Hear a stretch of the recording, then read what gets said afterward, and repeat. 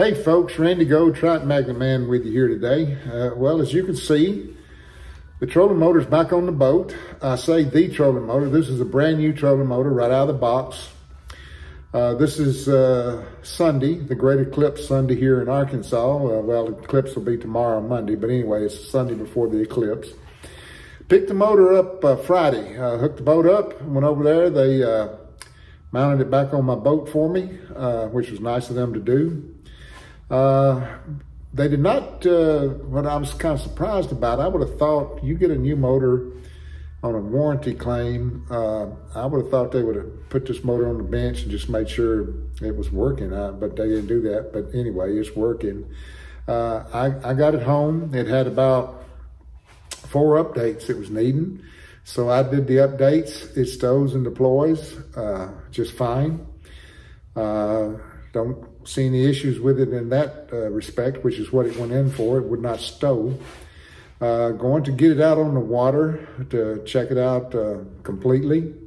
The GPS features, spot lock, jog, track, so on and so forth. I don't see any reason that wouldn't work, but you never know. But anyway, there's been quite a, more of a hassle than I think one should have to go through to get a motor in this type situation. Minn Kota has put these motors out, evidently with not keeping enough spares behind to give to customers when a warranty issue arises. I mean, that's quite evident. That's what they basically told me. And no parts are available to do any repairs on these motors as of yet. The rep over here just sent that motor back in. There was nothing he could do to it. He couldn't fix it. He went through all the procedures that you would go through, that Minn Kota rep has you go through when you call in, to do the factory reset, so on and so forth. Anyway, none of that would work. And plus it had a breakage. You could see it where the screw arm comes down, some piece of mount that fits in there or something. It was broke. It looked like it was, I don't know what it was made out of exactly. I can't say, but anyway, it was broke. Going to get it out on the water. Wanted to go today, but we got 30-mile-an-hour winds here, so that the way I fish with ultralight gear, that wasn't going any good. But want to get out on the water and check all the advanced GPS features to make sure they're working good, and see how it's going to go. I'm hoping I don't have any problems. I think I've already told you how to do the updates on the motor. But as it stands, it's stowing and deploying just fine. I want to get my Ethernet and other cables and move my sonar up front here and hook it up, because I'm going to be looking for bluegill beds, shellcracker beds here pretty quick. And I want to be up in the front of the boat when I do that, so I move my sonar back and forth. I've got a mount up front here. But that's one of the nice things about this motor is you just hook the Ethernet cable up, which is included in the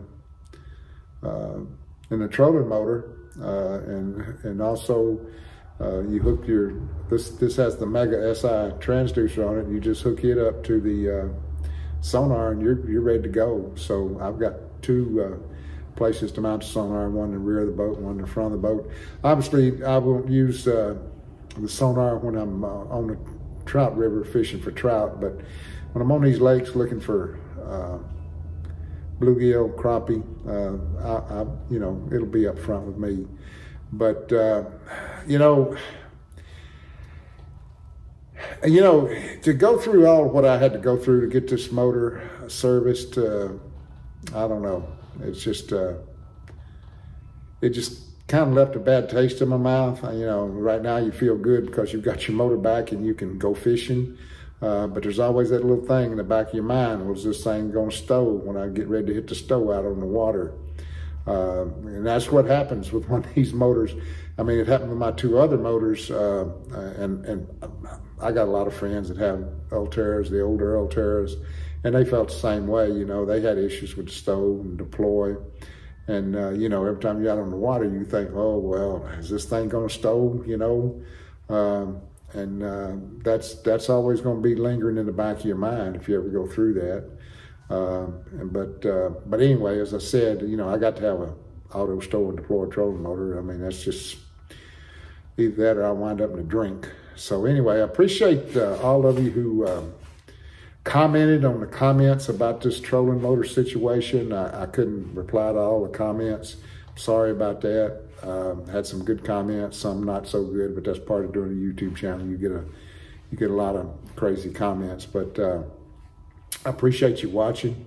You know, just wanted to get it out there that, hey, this could happen. That doesn't mean it's gonna happen, but it could happen, and you know, you need to know that.